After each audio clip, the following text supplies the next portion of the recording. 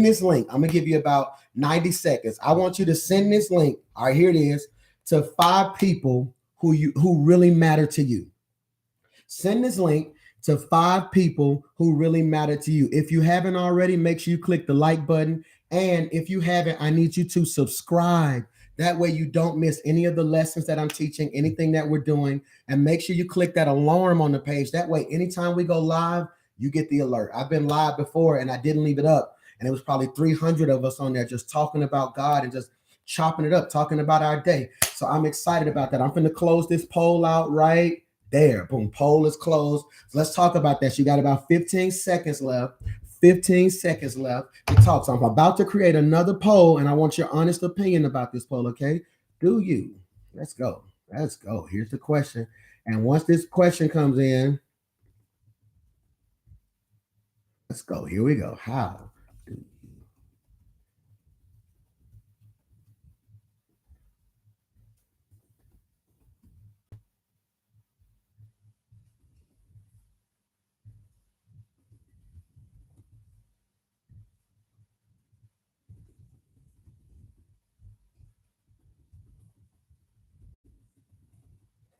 Oh, this is going to be good. Are y'all ready? Poll is open in 5, 4, 3, 2. Booyah. Answer this question for me. Answer this question. How do you feel about your circle? How do you feel about your circle? Number 1, do you trust them? This is so rich. Do you trust them? Number 2, Pastor Mike, I got a circle, but I honestly feel alone. Well, I feel kind of good about them. But here's the one that I think many of us fall in. They need me more than I need them. And that's a slippery slope for you to be on. Think about that. I want you to begin to answer that. All right. So we talked about something. We went refocus group. We talked about squad goals, and we talked about how we need to define and align the right people in the right places in our life. So I want to talk about this. So I need somebody to type align. That is ALIGN. Align and assign. Align and assign. Those are 2 words I want you to put in your vocabulary today. Align and assign. So what do I want you to do coming out of this fast? This is why this is so important. Oh, Lord, I'm losing my voice just a little bit, y'all.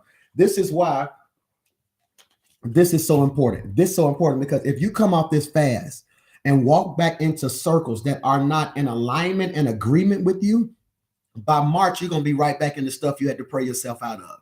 This matters so much. Your circle matters. But you have to make sure you align and assign the right people into the right places. Make sure you don't have a comrade in the position of a confidant. Oh, you missed what I just said. Make sure you don't have a comrade, somebody I'm just cool with, in the position of a confidant. Because if you start telling comrades your personal business, they're going to tell everybody in the crowd.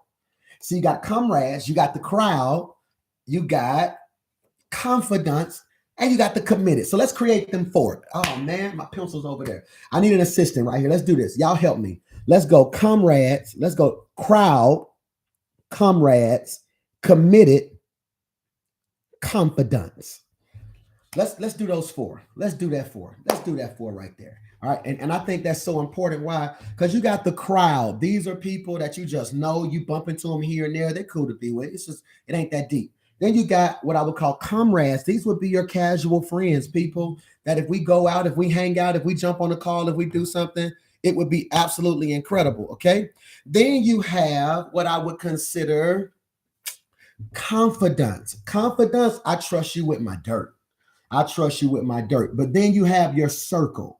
Okay, so this is critical. So I want to talk about this. The crowd, the comrades, the committed, and the confidants. Now, I want to talk about how I address those in my life. So let's talk about the crowd. These are people that you bump into here and there. Y'all might end up in the same places. It's nothing deep. Socially, y'all talk, y'all cool. These people who know you by your username, not by your birth name. You know what I'm saying? They're in the crowd. Then you have comrades. These are people that you may go out to eat with. Y'all got a relationship. Y'all may text here and there. They funny. Y'all send each other screenshots. It's just a good time. They're cool. All right.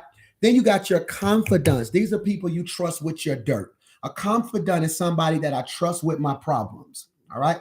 But then to me, I have the committed. My committed can embody all 3 of these. My committed can be my confidant, my comrade, and my crowd. They're just all of that to me. The question I want to ask you today is I want to talk about who's my partner, a person with whom one shares an intimate relationship or one member of a couple. Jim Rohn famously said that we are the average of 5 people we spend the most time with. This is why I believe it's so important for you to send this link out right now. And there's a little arrow you can send to share, because maybe I'm going to say something today that the people around you need to hear that you personally can't say. That's critical. Maybe I'm going to do that for you, okay? So I want to talk about this. Jim Rohn famously said that we are the average of the 5 people we spend the most time with. So the question I want to ask you right now, and I want you to put this in your phone, who are the 5 people that you spend the most time with? That's crazy. Who are the 5 people that you spend the most time with? What if I told you that in life? What if I told you that in life you are where the 5 people you surround yourself put you? This is critical. You show me your friends. My father taught me that when I was little, and I'll show you your future. So I'm going to say this. I'm going to give you 3 things. Put this in your notes. Show me your friends, and I'll show you your future. Show me your friends, and I'll show you your faith.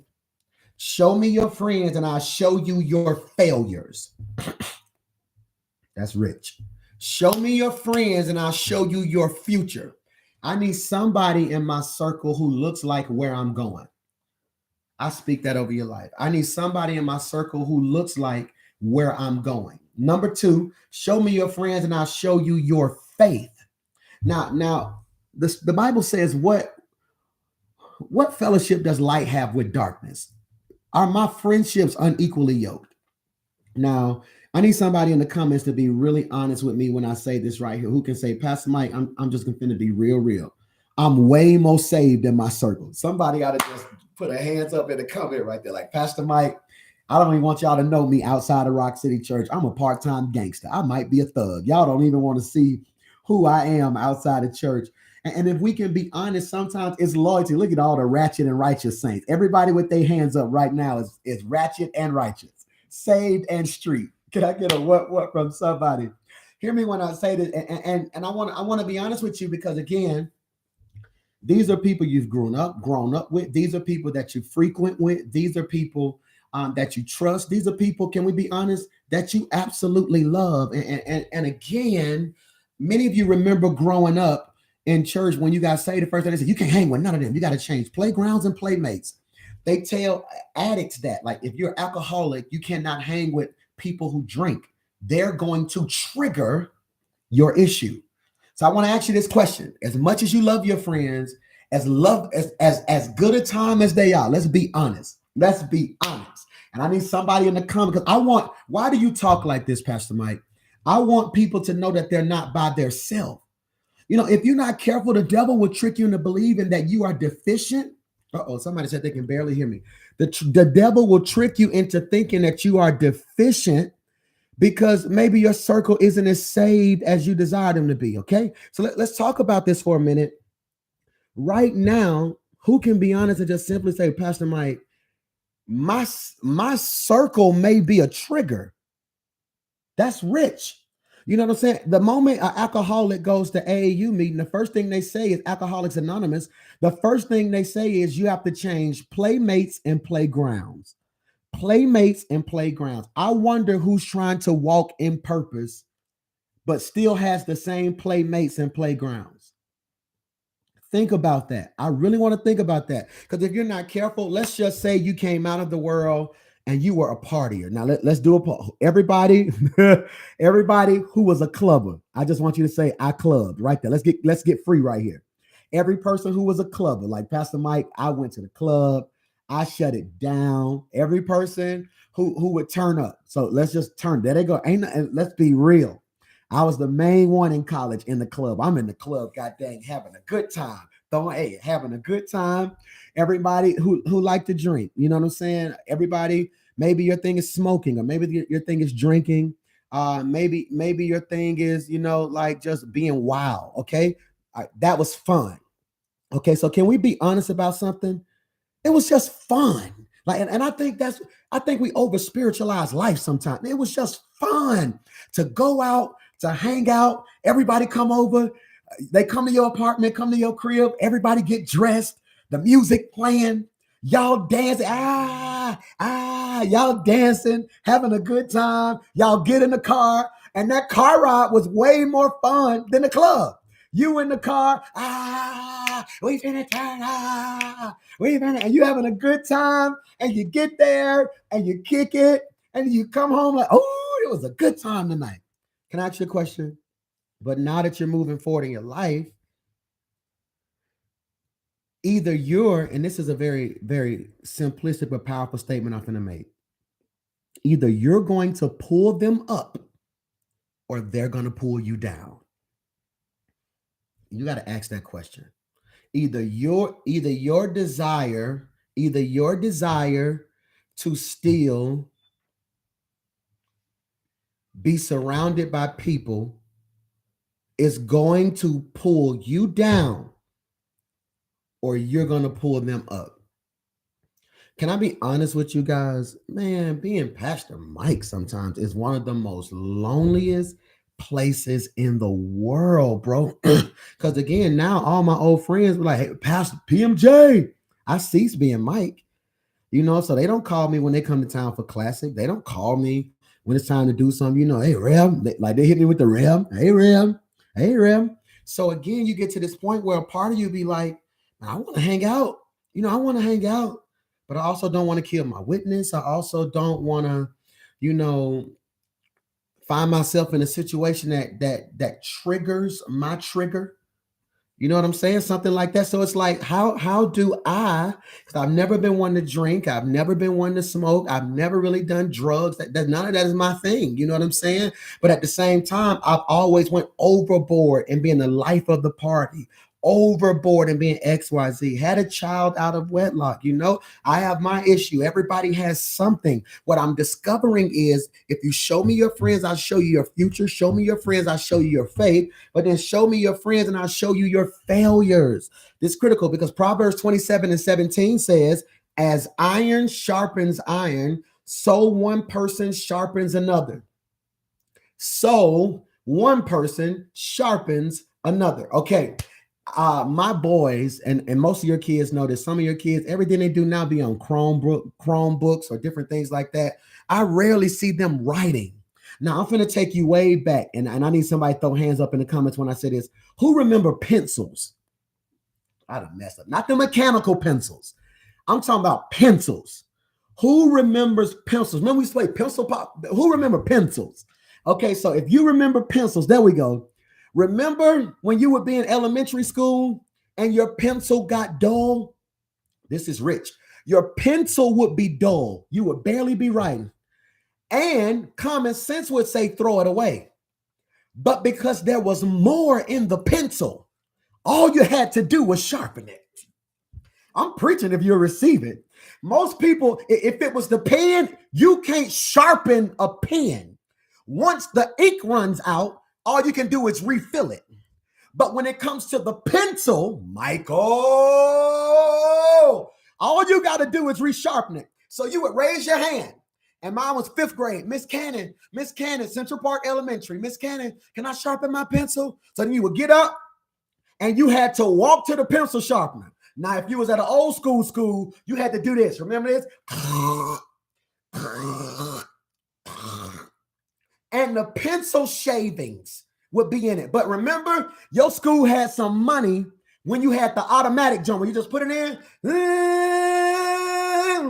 Remember when you would pull your pencil out and it would be sharp?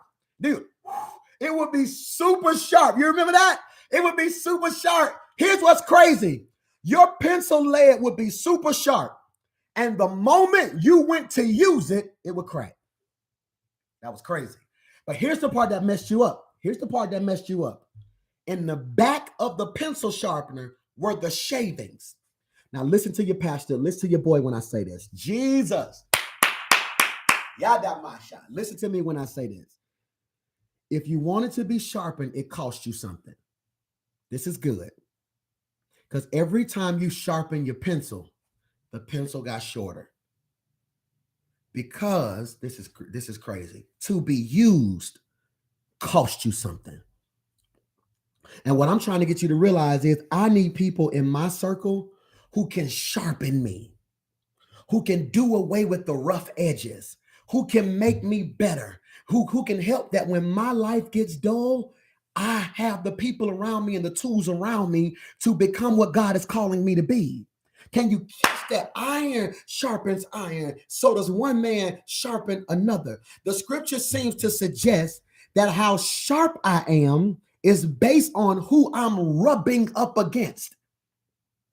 Listen to me, iron. If you're iron, I need you to put an iron. I don't even know what an iron emoji is. Somebody create an iron emoji real quick. Somebody just put an iron in the emoji right now. Find the iron right now. Right now. I felt like Joe Clark when I said that from Lean On Me. Right now. Put the iron emojis in the comments, Sam. Put it in there right. There it is. There it is right there. There it is. There it is. Right there. Put that in the. I'm going to pin it. I'm going to pin it. Can I pin it? Did I catch it? Booyah. Way to go, motivation with Monica. Put that in there right now. Y'all find the sword emoji right there. There it is. There it is. Somebody typed iron. There it is right there. Put the iron emojis in the comments right now. There it is. Why is that important, Pastor Mike? That's what we're doing this year. Iron sharpens iron. You're going to make me better, and I'm going to make you better. This is why certain people, when they walk away from you in this season, you got to let them. You have to let them. Because they're not walking away from you because you're toxic. They're walking away from you because you're too sharp. Michael, they're not walking away from you because you're toxic. They're walking away from you because you're too sharp. When they hang around you, you don't let them get away with what other people would let them get away with. And here's a statement I want you to get. I love you too much to let you blank. I love you too much to let you be a fool for this one like you was for the other one. I love you too much to let you waste your money on something you know you don't need. I love you too much to let you lay in the bed on Sunday and not come to church and log in. I love you too much to know you're not tired and you messing up the promise God got for you. I love you too much to let you quit. I love you too much to let you go backwards. I love you too much. Hear me when I say this. And if they walk away from you, if they walk away from you because you're too sharp, let them go. They need to experience some dull love. It ain't the same. I need 100 folk to just type going on over there. It ain't the same. Woo, it ain't the same. Hear me? It ain't the same. It ain't the same. You appreciate me later. Going on over there. Going on with the people who pacify you but don't sharpen you. Go ahead over there with the people who want to play but don't want to make you better. Go ahead. It ain't the same. It ain't the same. They may be thicker than me. They may be cuter than me. They may have more hips, more lips, more fingertips. But baby, it ain't the same. I'll make you better. They may have more money, but I'm going to make you better. They may have more resources, but I'm going to make you better. It ain't the same. Iron sharpens iron. You need somebody in your life who going to make you sharper, not duller. People, you don't need yes man. I need somebody going to tell me you're wrong for that. You need to do better. No, you settling. Somebody better help me preach in here. Oh my God, I need somebody on their lunch break. I need somebody to just pull your phone out and in the middle of your workplace, just shout, he's making me better. I need somebody to tag me right now. Tag me right now. If you at work, I need you in your cubicle, just like this. He's making me. Why? Because people will convince you that something is wrong with you. How is something wrong with me? Because I want better for you. How? How, Sway? How? How is something wrong with me? Because I want better for you. I can't help that I'm iron.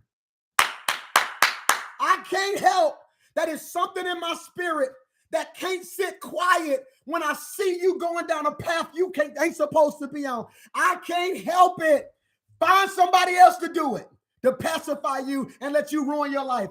Find somebody else to do it. To sit in these meaningless conversations about your man, knowing good and well God didn't call you to be in that. About her, knowing good and well the only reason you with her is because of how she looked, not how she's going to make you better. I need somebody who's going to make me better. Somebody ought to just type preach.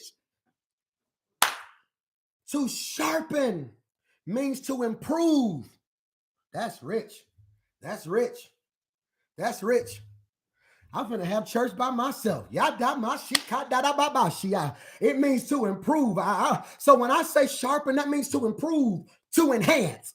Now, I need you to pick the word that classifies with you or what you need. I need somebody who's going to improve me or enhance me. Improve me or enhance me, Michael.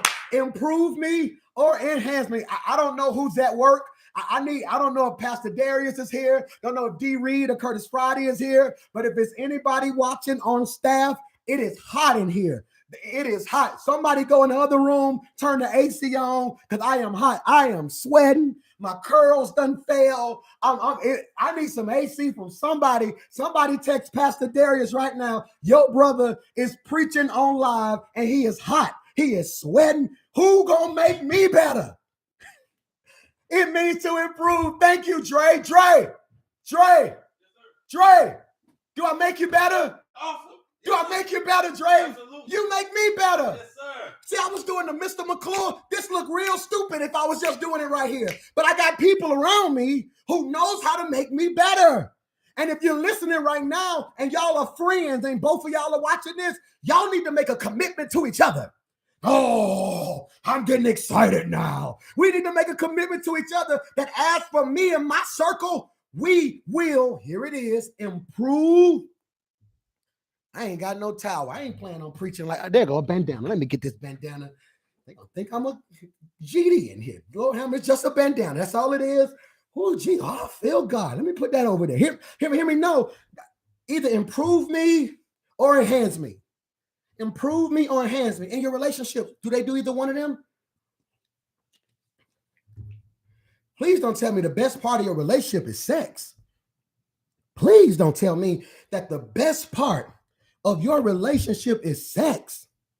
Oh my God. No. I need you to improve me. I need you to improve me. I need to be enhanced. Improve. So let's talk about this. Let's talk about this. Improve. Okay, so do you notice my lighting is better from the last time we did it? So because my lighting is better, they put the little white lights in the ceiling, I might need a towel. Okay. I'm preaching. Thank you. So here, improve my sweating abilities. So here we go when I say this. So hear me when I say this. So these white lights, now I'm clearer.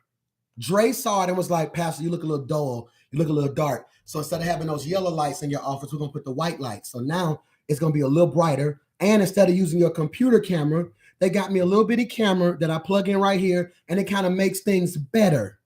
They improved my production. Now, the stuff they want to do will enhance it. They're like, no, we want to be able to do this and put your notes at the bottom. Yeah. So I want to ask you a question. If I give you something, or if I trust you with the greatest, thank you so much, with the greatest asset I have, which is me, am I walking away from you better? That is so rich. Are the people in your life making me grow dull or sharp? That's good. Dull or sharp? That's critical. Dull or sharp? When it comes to relationships, we are greatly influenced, whether we like it or not, by the closest people to us. It is important that we are intentional with who we surround ourselves with, because the people around us affects I'm going to give you 3 things that your circle will impact: thinking, self-esteem, decisions. That's crazy. That's crazy. That's crazy. The people in your life will impact your thinking, your self-esteem, and your decisions. So how I think is based off of who I'm around. How I view myself is based off of who I'm around. The decisions I make are based off of who I'm around. Watch this. Watch this. The more we become connected to valuable friendships, the more we disconnect from possessions, status, and power. The greatest asset in this earth is relationships. And I want to know who's in your life. And I got to stop because I'm only going to keep you 30 minutes or so. And I got to get you back to work or whatever you had going on today. Hear me when I say this. Studies suggest that 1 out of every 4 Americans have absolutely no one to confide in. Did you see that? They submit and they suggest, studies show that 1 out of every 4, so watch this, 1, 2. So if I read the comments right now, Phil, Cece, Sheila, Tracy, the first 4 names I said don't have anybody to confide in, then Melvin does. Did you catch that? Watch this now. Even worse than having no one to confide in, this is good. It's having the wrong one to confide in. When you have no one, you stuff it. When you have the wrong one, you spill it. Michael, I want to ask you a question. Do you find yourself stuffing, just hoarding all this pain, hoarding all this hurt? I'm nobody to talk to, nobody I trust. I ain't got time, Pastor Mike. And can we be honest? Some of the things you might have to take to your grave. That stuff we don't say out loud. Can we be honest? And 7 people in the comments gonna be like, Pastor, trust me. It's certain stuff, even the people you confide in, they couldn't handle it, even if you tried to give them an opportunity. It's just too heavy. It's too much. They may not look at you the same. They may not look at other people the same. That's just life. But what I want you to do is not stuff it. And some of you right now are hurting so bad, you just tell anyone, so you're spilling it. Jesus, that's so. Proverbs 18:24. 1 who has unreliable friends to ruin. I want you to remember this scripture, Proverbs chapter 18, verse 24. You ready? Proverbs chapter 18, verse 24. Here it is. 1 who has unreliable friends come to ruin. That's crazy. 1 who has unreliable friends. In other words, your life fall apart. Ruin. All right. Ruin. All right. So ruin. Y'all ever prayed, if I was to build something? The scripture is literally saying 1 who builds a life with unreliable people, it all comes crashing down. The enemy does not fear you having relationships. He is worried about you having strong relationships. Here it is. Healthy relationships require reliability. I don't only want to protect you from bad people, but I also want you to surround yourself with the best people. I'm not just trying, and see, I'm not one of those people who saying, well, because they don't come to church, they can't be your friend. Like, let's be real. This is life. At a certain point, if you can't, at a certain point, if you one of those people, well, you can't go around them because then you ain't as strong as you think you are. You know what I'm saying? Like I got to hang out with some cats who smoke weed, and we're just talking about God, talking about life. They love Pastor Mike. They're like, Pete, man, we just need to talk. And I went and hung with them for about 30 minutes. Like, what's going on? And they standing there smoking their little stuff or whatever. And I'm like, okay, yeah, talk to me. And we started talking about the relationships. One of them about to have a child. Another one wants to propose, but he's just afraid because he got cats in his life who telling him that's the worst decision he can make. You know how people are. And I was just talking to him about that, yada, yada, yada, yada. Then I look up and see him all of them in church Sunday. You know what I'm saying? I see all of them in church Sunday. They don't get to church because I sent out a text. They got to church because at a certain point, you got to be strong enough to step outside your comfort zone. Watch this. And pull them out and don't let them pull you in. Jesus. I don't want you to be saved and alone. But I also don't want you to be saved and surrounded by the wrong people. Here are 3 goals that your circle should help you accomplish. And we're going to go. 3 goals. You ready? Number 1, become a better version of yourself. If you're going to be in my life, you should help me become a better version of myself. A better version of myself. All right. Number 2. All right. I tell you what. Let's start a poll.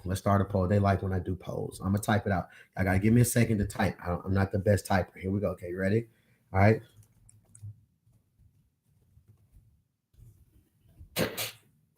So which one of these?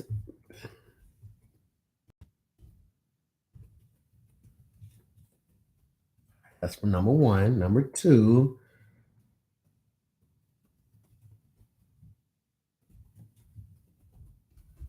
All right, guys, we're gonna open the poll. Here it is.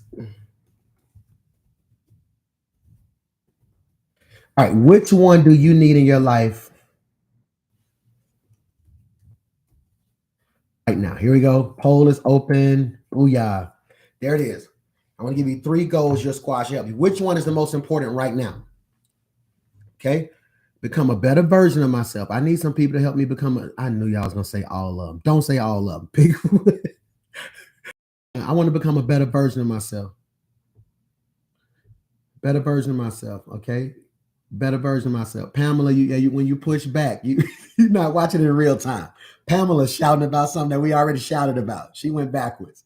Okay, so watch this. There it is. They should help me do 3 things. Number 1, become a better version of myself. Number 2, connect with great people. They should help me connect with great people.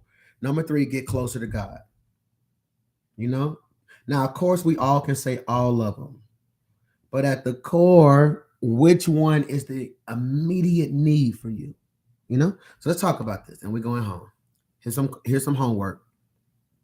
What challenges are you facing now that are transforming your character to be more like Christ? Number 2, where do you see God's plan working in your current circumstances? Number 3, what corner of the box, I want you to catch this, are you currently spending the majority of your time with? Which one? Who do you spend the majority of your time with? And I believe if you get to a point where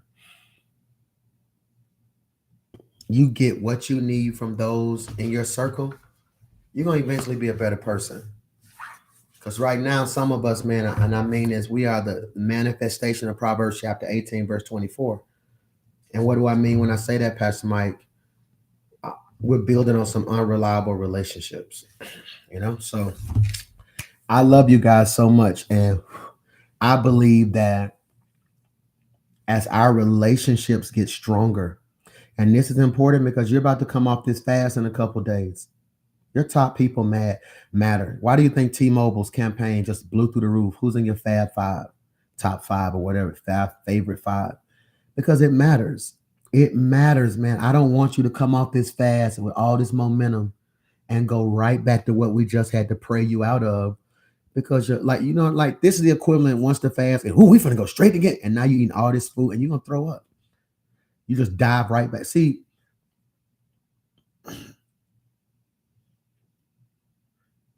you won't know if you had spiritual growth until you are authorized to do what you said you wouldn't do. And I just want you to be better, man. So I pray right now for your circle. I pray for the people who you trust. I pray for those who feel alone. I pray that number 1, you become a better version of yourself. Number 2, you connect with some great people. And number 3, you get closer to God. So I love you. I am praying for you guys. I am excited about what I feel God is about to do for each and every one of us. This fast has been an experience. I'm so pumped up. I'm excited. If you live in Atlanta, I may be that way next week. Well, no, in about 2 weeks. I'll keep you guys posted. Want to come hang out with you guys in Atlanta. I'm just trying my best to get to all the cities that God is just blessing us to be in right now. So I'm excited.